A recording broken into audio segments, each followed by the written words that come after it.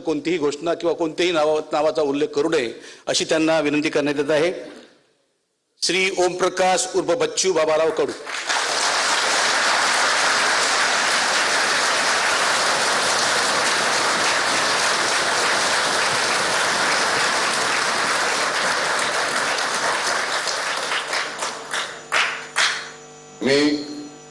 मी ओमप्रकाश उर्फ बच्चू बाबाराव कडू विधान परिषदेचा सदस्य म्हणून निवडून आलो असल्याने गांभीर्यपूर्वक प्रतिज्ञा करतो की कायद्याद्वारे स्थापित झाले आहे अशा भारतीय संविधानाबद्दल मी खरी श्रद्धा निष्ठा बाळगीन, भारताचे सार्वभौमता एकात्मता उन्नत राखीन आणि आता जे कर्तव्य मी हाती घेणार आहे ते निष्ठेपूर्वक पार पाडीन।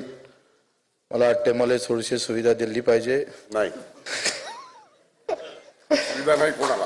सेना नेते एकनाथजी शिंदे साहेब, मुख्यमंत्री देवेंद्रजी यांचे आभार मानतो आणि छत्रपती संभाजीराजांना अभिवादन करतो।